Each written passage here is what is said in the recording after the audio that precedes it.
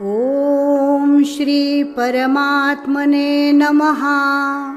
ओम श्री परमात्मने नमः। श्रीमद्भगवद्गीता श्रीमद्भगवद्गीता अथ द्वादशोऽध्यायः। अथ द्वादशोऽध्यायः। अर्जुन उवाच अर्जुन उवाच एवं सततयुक्ताये एवं सततयुक्ताये भक्तास्त्वां पर्युपासते भक्तास्त्वां पर्युपासते ये चाप्यक्षरमव्यक्तम् ये चाप्यक्षरमव्यक्तम् तेषां के योगवित्तमाः। तेषां के योगवित्तमाः। श्रीभगवानुवाच श्रीभगवानुवाच मय्यावेश्य मनो ये मां मय्यावेश्य मनो ये मां नित्ययुक्ता उपासते नित्ययुक्ता उपासते श्रद्धया परयोपेतास् श्रद्धया परयोपेतास् ते मे युक्ततमा मताः। ते मे युक्ततमा मताः। ये त्वक्षरमनिर्देश्यम् ये त्वक्षरमनिर्देश्यम् अव्यक्तं पर्युपासते अव्यक्तं पर्युपासते सर्वत्र गमचिन्त्यं च सर्वत्र गमचिन्त्यं च कूटस्थमचलं ध्रुवम् कूटस्थमचलं ध्रुवम् सन्नियम्येन्द्रियग्रामम् सन्नियम्येन्द्रियग्रामम् सर्वत्र समबुद्धयः सर्वत्र समबुद्धयः ते प्राप्नुवन्ति मामेव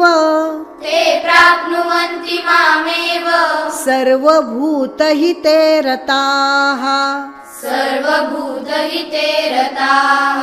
क्लेशोऽधिकतरस्तेषाम् क्लेशोऽधिकतरस्तेषाम् अव्यक्तासक्तचेतसाम् अव्यक्तासक्तचेतसाम् अव्यक्ता हि गतिर्दुःखम् अव्यक्ता हि गतिर्दुःखम् देहवद्भिरवाप्यते देहवद्भिरवाप्यते ये तु सर्वाणि कर्माणि ये तु सर्वाणि कर्माणि मयि सन्न्यस्य मत्पराः मयि सन्न्यस्य मत्पराः अनन्येनैव योगेन अनन्येनैव योगेन मां ध्यायन्त उपासते मां ध्यायन्त उपासते तेषामहं समुद्धर्ता तेषामहं समुद्धर्ता मृत्युसंसारसागरात् मृत्युसंसारसागरात् भवामि न चिरात् पार्थ भवामि न चिरात् पार्थ मय्यावेशितचेतसाम् मय्यावेशितचेतसाम् मय्येव मन आधत्स्व मय्येव मन आधत्स्व मयि बुद्धिं निवेशय मयि बुद्धिं निवेशय निवसिष्यसि मय्येव निवसिष्यसि मय्येव अत ऊर्ध्वन्न संशयः अत ऊर्ध्वन्न संशयः अथ चित्तं समाधातुम् अथ चित्तं समाधातुं न शक्नोषि मयि स्थिरम् न शक्नोषि मयि स्थिरम् अभ्यासयोगेन ततो अभ्यासयोगेन ततो मामिच्छाप्तुं धनञ्जय मामिच्छाप्तुं धनञ्जय अभ्यासेऽप्यसमर्थोऽसि अभ्यासेऽप्यसमर्थोऽसि मत्कर्म परमो भव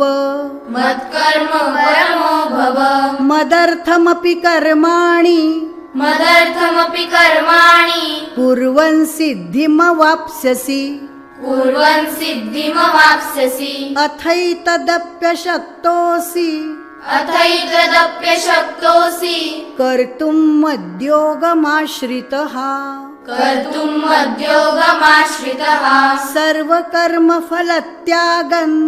सर्वकर्मफलत्यागन् ततः कुर्यतात्मवान् ततः कुर्यतात्मवान् श्रेयो हि ज्ञानमभ्यासाच् श्रेयो हि ज्ञानमभ्यासाच् ज्ञानाध्यानं विशिष्यते ज्ञानाध्यानं विशिष्यते ध्यानात् कर्मफलत्यागस् ध्यानात् कर्मफलत्यागस् त्यागात् शान्तिरनन्तरम् त्यागात् शान्तिरनन्तरम् अद्वेष्टा सर्वभूतानां अद्वेष्टा सर्वभूतानां मैत्रः करुण एव च मैत्रः करुण एव च निर्ममो निरहङ्कारः निर्ममो निरहङ्कारः समदुःख सुखक्षमी समदुःख सुखक्षमी सन्तुष्टः सततं योगी सन्तुष्टः सततं योगी यतात्मा दृढनिश्चयः यतात्मा दृढनिश्चयः मय्यर्पितमनो बुद्धिर् मय्यर्पितमनो बुद्धिर् यो मद्भक्तः स मे प्रियः यो मद्भक्तः स मे प्रियः यस्मान्नो द्विजते लोको यस्मान्नो द्विजते लोको लोकान्नो द्विजते च यः लोकान्नो द्विजते च यः हर्षामर्षभयोद्वेगैर् हर्षामर्षभयोद्वेगैर्मुक्तो यः स च मे प्रियः यः स च मे प्रियः अनपेक्षः शुचिर्दक्ष अनपेक्षः शुचिर्दक्ष उदासीनो गतव्यथः उदासीनो गतव्यथः सर्वारम्भ परित्यागी सर्वारम्भ परित्यागी यो मद्भक्तः स मे प्रियः यो मद्भक्तः स मे प्रियः यो न रुष्यति न द्वेष्टि यो न रुष्यति न द्वेष्टि न शोचति न काङ्क्षति न शोचति न काङ्क्षति शुभाशुभ परित्यागी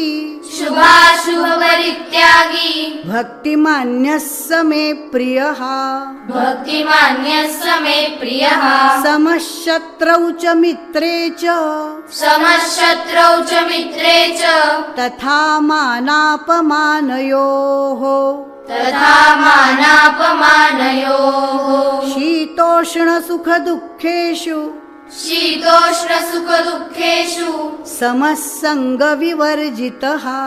समः सङ्गविवर्जितः तुल्यनिन्दास्तुतिर्मौनी तुल्यनिन्दास्तुतिर्मौनी सन्तुष्टो येन केनचित् सन्तुष्टो येन केनचित् अनिकेतः स्थिरमतिर् अनिकेतः स्थिरमतिर् भक्तिमान् मे प्रियो नरः भक्तिमान् मे प्रियो नरः ये तु धर्म्यामृतमिदम् ये तु धर्म्यामृतमिदम् यथोक्तं पर्युपासते यथोक्तं पर्युपासते श्रद्धाना मत्परमा श्रद्धाना मत्परमा भक्तास्तेतीव मे प्रियाः भक्तास्तेतीव मे प्रियाः ॐ तत्सदिति ॐ तत्सदिति श्रीमद्भगवद्गीतासूपनिषत्सु श्रीमद्भगवद्गीतासूपनिषत्सु ब्रह्मविद्यायां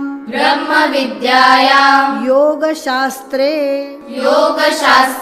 श्रीकृष्णार्जुनसंवादे